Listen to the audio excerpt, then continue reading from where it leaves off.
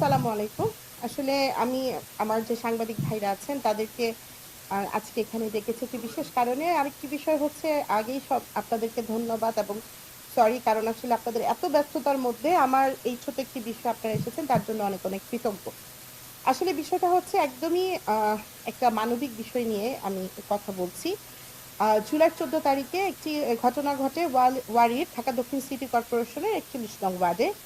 আ আম সেখানে আ একটি বাড়িতে একটি মেয়েকে রেখে রুমের ভিতরে বাড়ির কেচি কেটে ৪১ নং ওয়ার্ডের সাবেক কমিশনার তালা মেরে দেন।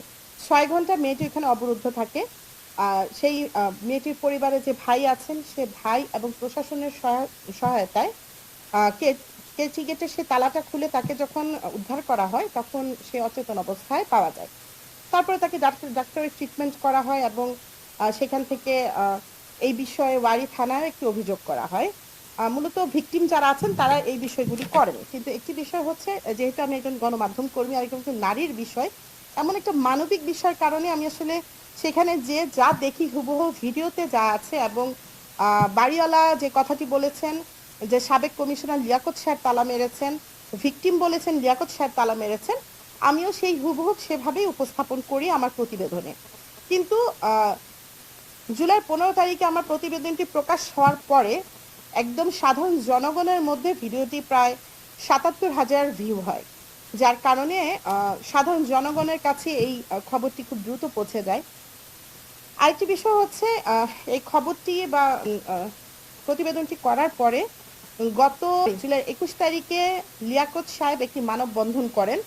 আমার প্রকাশিত যে প্রতিবেদনটি আছে সে প্রতিবেদনটিকে ভুয়া এবং মিথ্যা অভিযোগ দিয়ে সে এলাকার কিছু লোকজন নিয়ে মানববন্ধন করেন। সেই মানববন্ধনে তিনি আমাকে প্রকাশ্যে হুমকি দেন, আল্টিমেটাম দেন ৩ দিনের মধ্যে আমার যে প্রকাশিত যেই প্রতিবেদনটি হয়েছে সে প্রতিবেদনটি সামাজিক যোগাযোগ মাধ্যম থেকে ডিলিট করতে হবে এবং এলাকাবাসীর সামনে সবার সম্মুখে তার কাছে ক্ষমা চাইতে হবে।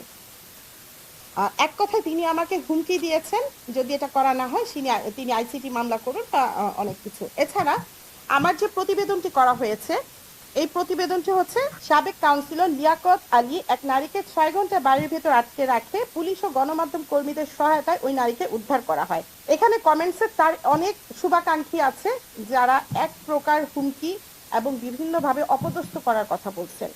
দেখেন আমরা যে জুলাই ১৪ তারিখ ওইখানে গিয়ে দেখেছি বাড়ির ভিতরে একটি অসহায় মেয়ে যার শুনেছি যে বাবা মা নাই, সেই অসহায় মেয়েটা ৬ ঘন্টা ওই বাসাটার মধ্যে অবরুদ্ধ ছিল। ৬ ঘন্টা পরে পুলিশের সহায়তায় গণমাধ্যমের সহায়তায় তাকে উদ্ধার করা হয়। আমি একজন নারী সংবাদকর্মী। আমার পেশা হচ্ছে যে সমাজের যে নির্যাতন আছে অত্যাচার আছে সেগুলি সমাজে তুলে ধরা।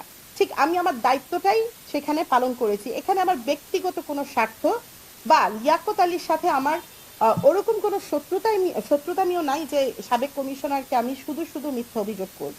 কিন্তু তারপরও তিনি যে মানববন্ধন করেছে সেই মানববন্ধনে যে ভিকটিম যে ভাড়াটিয়ার কাছে টাকা পাবে সে ভাড়াটিয়া তো বক্তব্য দিয়েছে, তাকেও কোনো কিছু না বলে শুধু আমার জন্যে আমার যে প্রকাশিত যে প্রতিবেদনটি সেটি ডিলিট করার জন্য এক কথায় আমাকে হুমকি দিয়ে সে মানববন্ধনটি করেছে।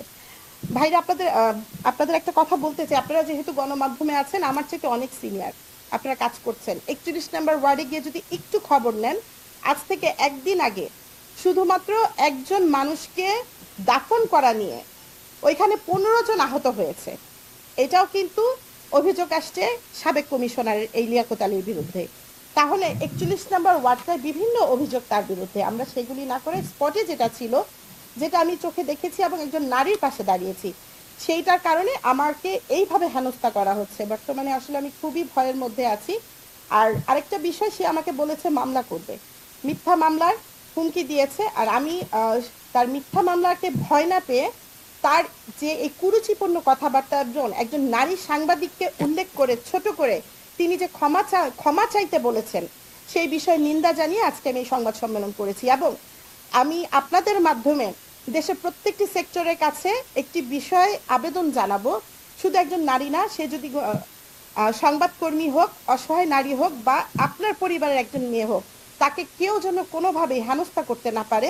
দেশের এই ক্রান্তিকালে আমরা নারীরা নিরাপদ থাকতে চাই। আমি একজন সংবাদকর্মী, আমাকে প্রতিবেদন ডিলিট করার মতো হুমকি দেওয়া মানে আমাকে সংবাদ কাজে বাধা প্রদান করা। যার কারণে আমি আজকে আপনাদের শরণাপন্ন হয়েছি এবং প্রশাসনের দৃষ্টি আকর্ষণ করছি, তাকে অবশ্যই এরকম কুরুচিপূর্ণ একটি কাজের জন্য আইনের আওতায় আনা হোক।